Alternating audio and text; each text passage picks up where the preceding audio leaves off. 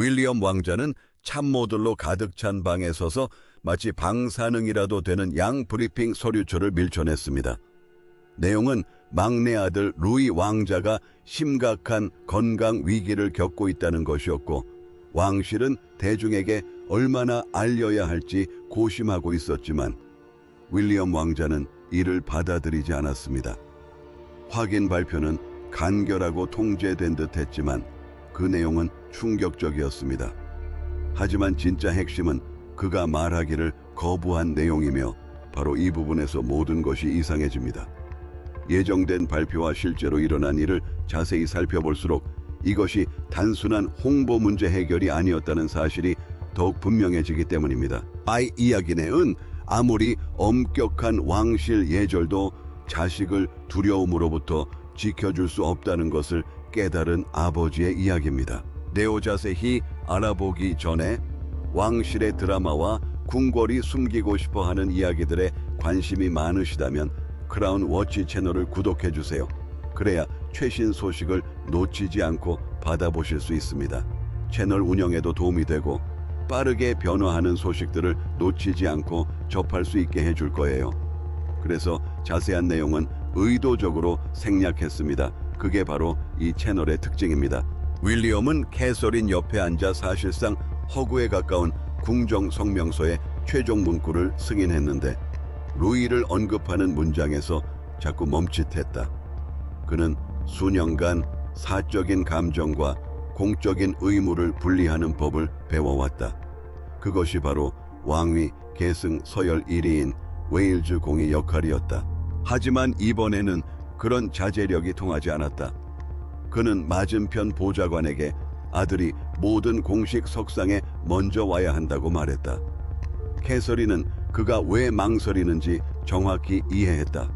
그는 말을 아끼면 온갖 추측을 불러일으킬 것이고, 너무 자세히 설명하면 11살짜리 아이가 대중의 관심 대상이 될 것이라는 것을 알고 있었다. 캐서린은 안심시키는 것보다 아이를 보호하는 쪽을 택했다. 그녀는 윌리엄에게 일단 말이 나가면 되돌릴 수 없다고 말했다. 윌리엄은 그녀를 바라보며 루이가 마치 온 나라가 자신의 일에 끼어든 것처럼 느껴서는 안 된다고 말했다. 그래서 확진 결과는 단지 위기 상황이라는 것만 알려줬을 뿐입니다. 진단도, 치료 계획도, 예후도 없었습니다. 치료 계획도, 예후도, 윌리엄은 검사 결과나 구체적인 의학적 내용을 언급하는 어떤 표현도 거부했습니다. 그는 취소된 공식 일정이나 변경된 계획에 대해서는 설명하겠지만 그 이상은 아무것도 밝히지 않겠다고 했습니다. 왕실 공식 일정은 바뀔 수 있지만 아들의 사생활은 지켜야 한다는 것이었습니다. 여기서 시간 순서가 중요해지는데, 발표가 이 사실이 처음 드러난 순간은 아니었기 때문입니다. APCO가 애인적인 전환점이 있었는데, 그 전환점을 계기로 윌리엄과 캐서린은 이것이 일시적인 현상이 아니라는 것을 확신하게 되었습니다. 평범한 가족 저녁 시간이었던 그날 밤, 특별한 행사도 공개적인 자리도 아닌 예상치 못한 일이 벌어졌습니다. 루이가 갑자기 심하게 아파오자 부모님은 모든 것을 제쳐두고 급히 병원으로 달려갔습니다. 그날 밤은 돌이킬 수 없는 전환점이 되었습니다. 그전에도 루이의 증상이 우려스러워 조심해야 한다는 판단해 개인 병원에서 진료를 받은 적은 있었지만, 가족들은 루이의 일상이 평소처럼 이어지기를 바랐습니다. 윈저 근처에 있는 그들의 사저인 애들레이드 코티지는 왕실의 압박을 차단하려는 그들의 피난처가 되어 있었다. 윌리엄은 왕족의 어린 시절이 얼마나 빨리 대중의 관심사가 될 수 있는지 잘 알고 있었고, 아들이 불확실한 상황에 놓이는 것을 원치 않았다. 그러던 어느 날, 평범했던 저녁은 순식간에 어수선해졌다. 캐서린이 먼저 나서서 즉각적인 의료 지원을 요청했고, 윌리엄은 다음 날 아침 예정된 모든 일정을 취소했다. 겉모습에 대한 논의도 의례에 대한 논쟁도 없었다. 미라의 왕은 오직 한 가지 사실만 이해했다.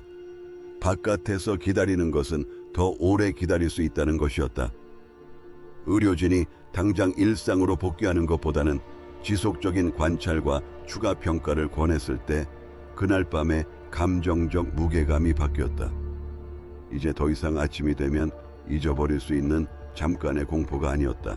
윌리엄은 그 말을 듣고 고개를 끄덕인 후 혼자 다른 방으로 들어갔다. 카에서리는 그가 화면에 떠 있는 메시지에 답장할 용기가 나지 않아 멍하니 휴대폰만 바라보고 있는 것을 발견했다.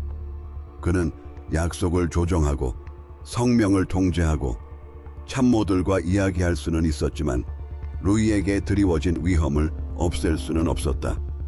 그리고 그 무력감은 그가 겪었던 어떤 공적 위기보다 더 깊은 상처를 남겼다. 결국 그는 다음 날 예정된 일정을 직접 취소하겠다고 말했다. 캐서린은 그에게 아무것도 설명할 필요가 없다고 말했다. 그는 그녀를 바라보며 루이에게 맹세합니다라고 말했다. 그 말로 논쟁은 끝났다.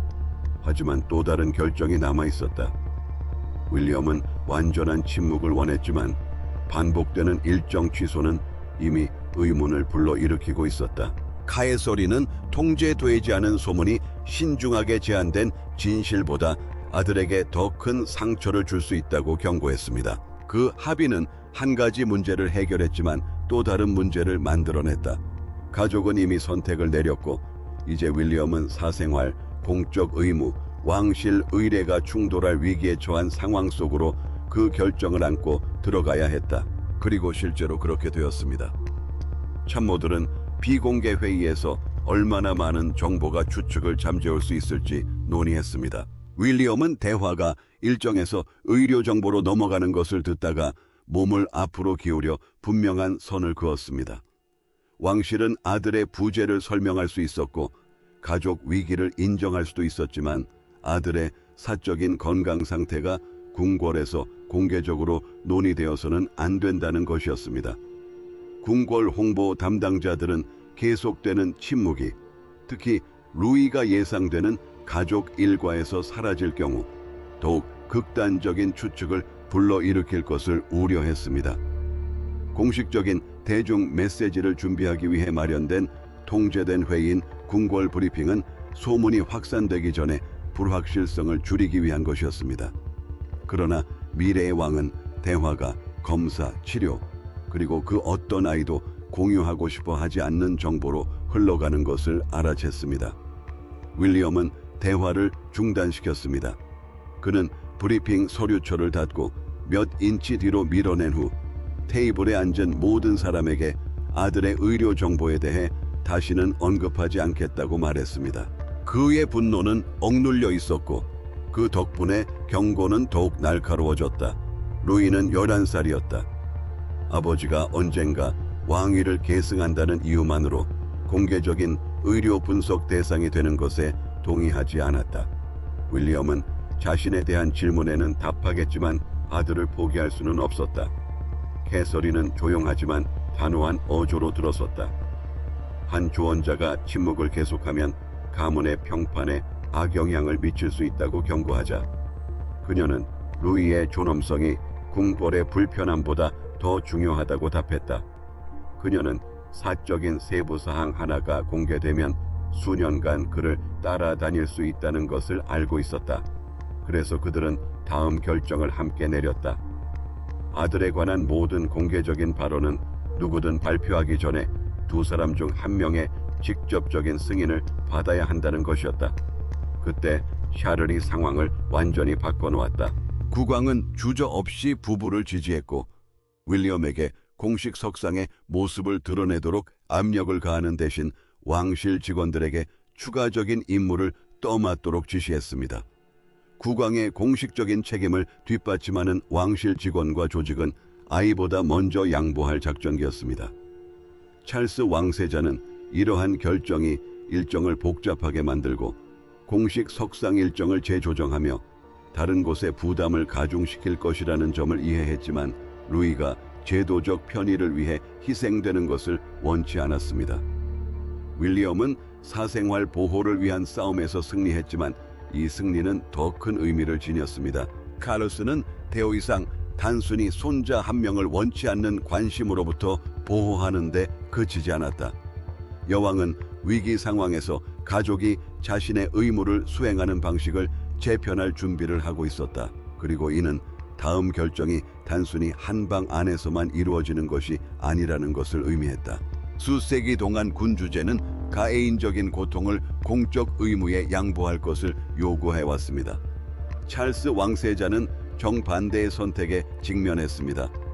그의 후계자에게는 시간이 필요했고 손자에게는 안정감이 필요했으며 왕실이라는 제도 자체에도 연속성이 필요했습니다. 결국 무언가를 포기해야 했습니다. 왕은 윌리엄에게 겉으로는 공적 의무를 다하는 척하면서 궁궐이 그 뒤에서 위기를 수습하도록 요구할 수도 있었습니다. 하지만 그는 감정적 거리두기가 아닌 아이를 보호하는 것 자체가 봉사의 행위가 될 수 있다는 확신에 기반한 다른 왕실의 의무 모델을 선택했습니다. 찰스는 그 비용을 즉시 이해했다. 군주는 여전히 헌법적 책임, 즉 국가 내에서 군주의 역할에 따르는 공식적인 의무를 지고 있었고, 가족의 한 분파가 위기에 처했다고 해서 이러한 책임들이 단순히 사라질 수는 없었습니다. 윌리엄의 일정이 줄어들면서 공식 석상 일정이 변경되고 의례적인 참석이 재배정되었으며, 이러한 압박은 왕실 전체에 조용히 퍼져나갔습니다. 앤 왕비는 일부 일정을 대신 맡아주기로 했고, 덕분에 웨일스 왕실은 눈에 띄는 공백 없이 한 발짝 물러날 수 있었습니다. 찰스 왕세자는 이를 호의로 여기지 않았습니다. 오히려 과거의 잘못을 바로잡는 계기로 받아들였습니다. 아버지로서의 역할과 의무 사이에서 갈등하는 윌리엄을 지켜보면서 왕은 좀처럼 공개적으로 이야기하지 않던 기억들을 떠올렸습니다. 자녀들이 자신을 필요로 하는 다른 곳에서 왕실의 기대에 부응해야 했던 순간들이었습니다. 가상의 대화에 따르면 왕세자는 아들에게 아버지는 때때로 무엇이 가장 중요했는지 너무 늦게 깨닫는다고 사적으로 털어놓았다고 합니다. 윌리엄은 그 말 속에 담긴 후회를 느꼈지만 아무 말도 하지 않았습니다. 침묵은 논쟁보다 더 큰 무게를 지녔습니다. 찰스 왕세자는 수정된 왕실 일정을 검토한 후 안경을 벗고 윌리엄에게 앤 왕비가 이미 이번 주 일정 중 하나를 대신 맡기로 했다고 말했습니다. 윌리엄은 즉시 특별 대우를 원하지 않는다고 항의했다. 왕은 그를 바라보며 이것은 특별 대우가 아니라고 대답했다. 이것은 왕실 가족이 과거의 실수를 되풀이하지 않겠다는 의지일 뿐이라고 했다. 윌리엄은 여전히 망설였다. 의무감이 그를 오랫동안 지배해왔고, 공식 석상에서 빠지는 것은 자신이 나타나기를 기대하는 사람들을 실망시키는 위험한 행동처럼 느껴졌다. 찰스는 집으로 돌아가라 라는 두 마디로 논쟁을 끝냈다. 그는 궁궐 직원들에게 왕자의 축소된 일정을 단지 가족의 우선순위 때문이라고만 설명하도록 허가했고, 그의 완전한 복귀 시기에 대한 어떤 시도도 막았다. 이 결정은 궁궐 내부의 숨통을 트여주었지만 외부의 압력은 이미 커지고 있었다. 지휘소도엔 출연 소식이 헤드라인을 장식했다. 군중들은 질문을 쏟아내기 시작했고, 논평가들은 명확한 설명을 요구했다. 그리고 윌리엄은 어떤 성명으로도 완전히 잠재울 수 없는 질문이 하나 있다는 것을 알고 있었다.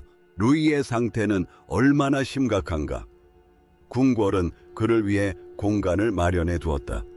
하지만 궁궐 밖 세상은 추측, 동정, 그리고 나름의 압박감을 안고 그 공간으로 몰려들려 하고 있었다. 궁궐 안에서는 사생활을 보장받을 수 있지만 궁궐 밖에서는 그럴 수 없다. 몇 시간 만에 취소된 모든 약속은 증거가 되었고, 모든 부재는 하나의 이론이 되었다. 신중하게 고른 모든 문장은 말하지 않은 내용 때문에 꼼꼼히 분석되었다. 윌리엄은 관심을 기대했다. 그가 무엇을 기대했던가? 예상치 못했던 것은 그 관심이 아이들에게까지 얼마나 빨리 전해질지였다. 갑자기 싸움은 더 이상 루이의 의료 정보 보호에만 국한되지 않았다. 그것은 두려움이 그의 어린 시절을 지배하는 것을 막는 싸움이었다. 윌리엄은 가족 일정이 바뀔 때마다 압박감이 커지는 것을 지켜보았다. 궁궐 관계자들은 입장을 고수했다. 공식 석상은 취소되거나 다른 일정으로 변경될 수 있지만 부부는 일시적인 안정을 위해 의료진을 내세우는 것은 거부했다. 캘리스는 이미 그 경계를 확고히 했고 집안 누구도 그 경계를 깨뜨릴 준비가 되어 있지 않았다. 하지만 윌리엄은 그 보호막이 얼마나 취약할 수 있는지 깨달았다. 그는 휴대전화를 확인하다가 루이에 관한 자극적인 헤드라인을 발견했고 아들이 들어오는 순간 화면을 잠갔다. 그는 재빨리 화제를 돌려 평범한 질문을 던졌다. 하지만 소용없었다. 루이는 아버지의 얼굴을 살피더니 왜 갑자기 모두가 자신 주변에서 그렇게 조심스러워졌냐고 물었다. 윌리엄은 잠시 망설였다. 그가 애써 보호하려던 아이는 이미 그가 숨기려 했던 두려움을 감지한 것 같았다. 캐서린 역시 다른 방향에서 압박감을 느꼈다. 언론의 일정에 맞춰 회복을 진행할 수 없었기에 끊임없는 소식 요구에 지쳐갔다. 그녀는 윌리엄에게 루이의 가장 힘든 시기가 마치 당연한 일인 양 대중이 지켜볼 만한 일이 되어버릴까봐 새로운 발표가 나올 때마다 또 다른 발표가 있을 거라는 기대감을 조성할 위험이 있다고 속으로 말했다. 윌리엄은 동의했고 두 사람은 조지, 샬롯, 그리고 막내 루이가 함께 참석하는 몇몇 예정된 공식 석상을 취소하며 억지로 정상적인 모습을 보이려 하기보다는 거리를 두기로 했다. 그때 찰스가 작은 행동으로 분위기를 바꿨다. 그는 윌리엄에게 손으로 쓴 편지를 보내 루이를 조용히 방문하겠다고 제안했다. 사진 기자도 공식 행사도 발표도 없이 그는 공식적인 역할은 원하지 않았고 그저 손자와 시간을 보내고 싶어 했다. 윌리엄은 캐서린에게 보여주기 전에 편지를 2번 읽었고 며칠 만에 처음으로 그들의 결정이 사태 수습처럼 느껴지지 않았다. 하지만 다가오는 방문은 그보다 더 심오한 무언가를 드러낼 것입니다. 윌리엄은 위기 상황 내내 전화, 성명서, 일정, 출입문까지 통제하며 루이스에게서 두려움을 없애는 것이 보호의 의미라고 믿었다. 할아버지와 손자가 마침내 함께 앉게 되었을 때 그는 아이가 이미 누구도 인정하지 않았던 것보다 훨씬 더 많은 것을 알고 있다는 사실을 비로소 이해하기 시작할 것이다. 전환점은 궁궐 발표나 의료진 브리핑을 통해 온 것이 아니었습니다. 조언자도 마이크도 그 어떤 기관도 개입하지 않은 채 당사자들끼리 나눈 대화에서 찾아왔습니다. 윌리엄은 루이를 두려움으로부터 보호하려 며칠을 애썼지만 아들의 예리함을 과소평가했습니다. 아이는 아버지의 조심스러운 미소와 끊어진 대화를 모두 알아챘고 마침내 루이가 아버지에게 모두가 자신이 연약하다고 생각하는지 직접 물었을 때 윌리엄은 보호에는 정직함 또한 필요하다는 것을 깨달았습니다. 그는 침묵을 강함으로 착각했던 것입니다. 이 시점에도 루이는 여전히 면밀한 의료진의 보살핌과 가족의 관찰 아래 있었지만 첫 번째 공황 상태는 어느 정도 진정되어 일상이 조금씩 돌아오기 시작했습니다. 의사가 환자의 상태를 면밀히 관찰한 후 다음 치료 방침을 결정하는 기간인 의료 관찰은 가족 생활의 일부가 되었지만 그 자체로 가족의 삶을 규정짓지는 않았습니다. 윌리엄은 여전히 두려움을 온몸에 품고 다녔지만 막내 아들은 아무도 말을 하지 않을 때조차 그 두려움을 읽을 수 있었다. 루이는 마침내 아버지가 계속 피하던 질문을 던졌다. 아빠가 방에 들어오면 왜 모두들 목소리를 낮추는 거예요? 이배원에는 윌리엄이 안심시키는 말로 상황을 모면하려 하지 않았다. 그는 아들에게 사람들이 그를 걱정하는 것은 그가 약해졌다고 생각해서가 아니라 그를 사랑하기 때문이라고 말했다. 그러자 루이는 더욱 어려운 질문을 던졌다. 그는 여전히 평범하게 살아도 되는 걸까? 미래의 왕은 그의 옆에 앉아 병이 그의 정체성을 지워버릴 수는 없다고 대답했다. 아들이 미소를 지었고 윌리엄도 마침내 억지로 짓지 않고 미소를 되돌려 주었다. 그때 루이는 아버지의 남은 감정을 무너뜨리는 말을 내뱉었다. 그는 카에서린이 슬퍼하는 모습을 보는 것이 자신이 아픈 것보다 더 두려웠다고 인정했다. 윌리엄은 그 말이 무겁게 다가왔다고 느꼈다. 어른들이 숨기려 했던 모든 것이 드러났기 때문이다. 아들은 그 긴장감으로부터 보호받지 못했다.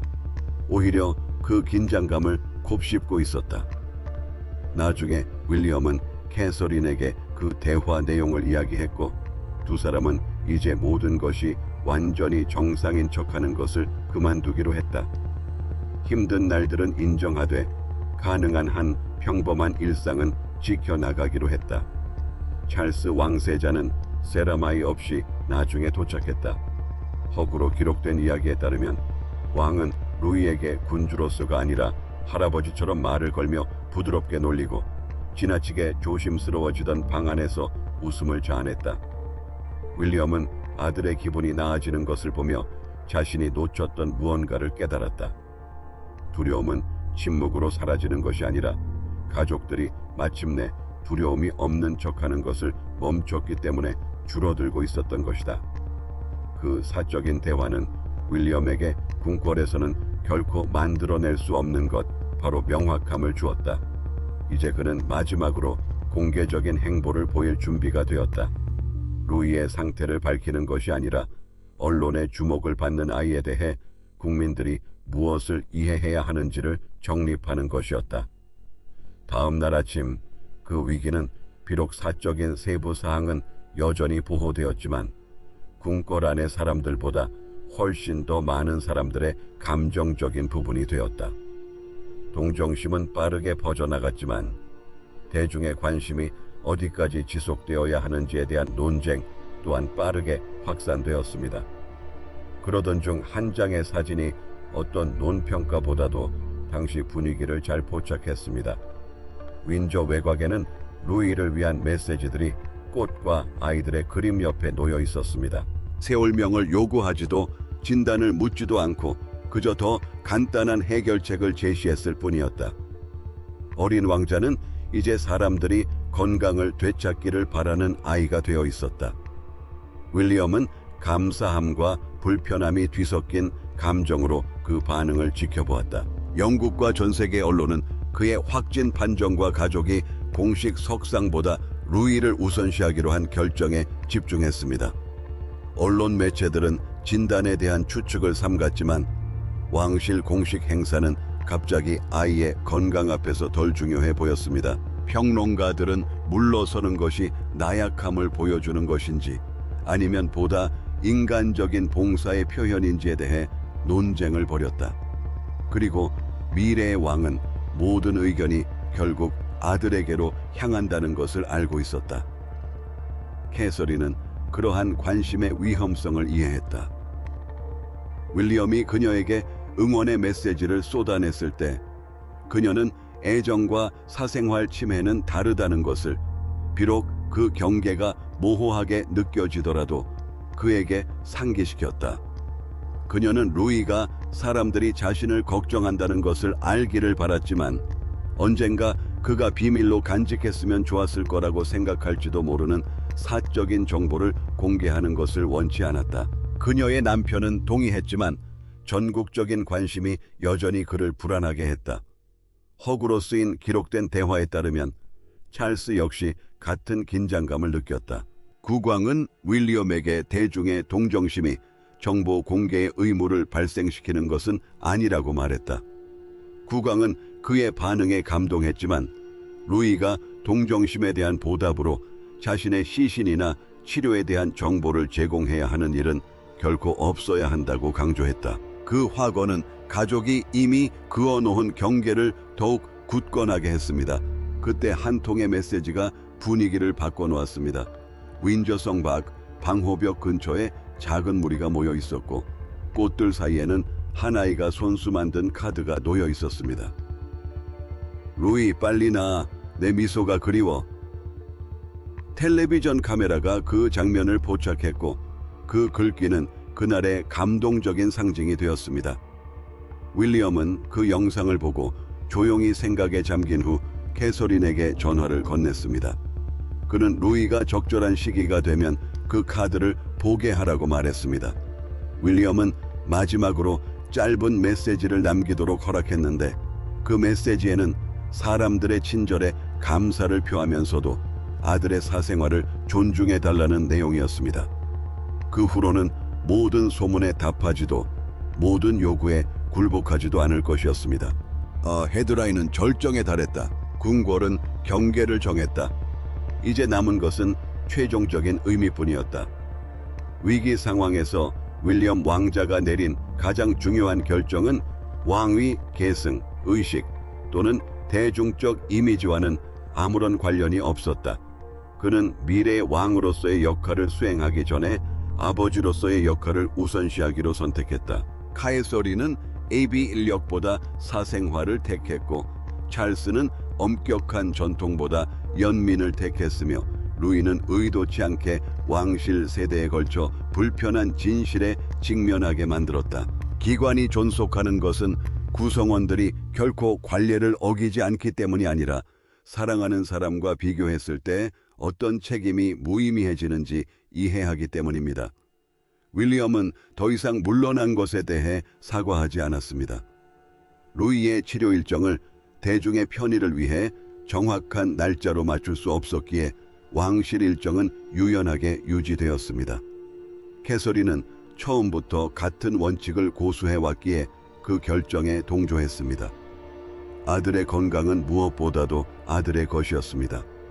동정은 환영받을 수 있고 친절은 기억될 수 있지만 개인적인 의료 정보는 압력이 최고조에 달한 후에도 비밀로 유지될 것이었습니다.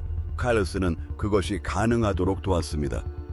국왕은 앤 왕비와 다른 고위 왕족들이 윌리엄에게 맡겨졌을지도 모르는 책임을 분담하도록 직무를 재분배했습니다. 왕실은 계속 나아갔지만 그 안에서 무언가 변화가 일어났습니다. 국왕은 더 이상 가족의 취약성을 왕실의 안정에 대한 위협으로 여기지 않았습니다. 그는 연민을 지도력의 일부로 여겼고 그의 아들은 마침내 전통을 굽히는 것이 왕권을 약화시키는 것을 의미하지 않는다는 것을 이해했습니다. 윌리엄은 아버지와의 관계에서 그 변화를 가장 깊이 느꼈습니다. 허구로 기록된 대화에 따르면 찰스는 아들에게 제도가 존속하는 것은 사람들이 규칙이 인간의 필요를 억압하는 것이 아니라 충족시켜야 할 때를 알기 때문이라고 말했습니다. 미래의 왕은 그 말을 마음속에 새겼습니다. 루이는 공개적인 진단으로부터 보호받았습니다. 캐서린은 사생활 침해에 단호히 맞섰습니다. 그리고 가족은 당면한 위기를 극복하고 더욱 차분해지고 더욱 가까워졌으며 추측이 사생활을 좌우하는 것을 더 이상 용납하지 않게 되었습니다. 그리고 가장 단순한 결정이 내려졌습니다. 윌리엄은 마지막 궁궐 통화를 마치고 루이와 캐서린에게 돌아갔습니다.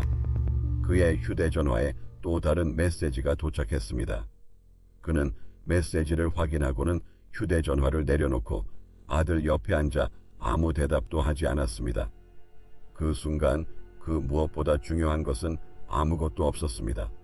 그리고 그것이 위기의 마지막 만남이 되었습니다. 왕실은 윌리엄의 시간을 요구했고 세상은 해명을 요구했지만 루이에게는 아버지가 필요했다. 마침내 선택의 순간이 왔을 때 윌리엄은 누가 우선인지에 대해 조금도 의심의 여지가 없도록 확실히 했다.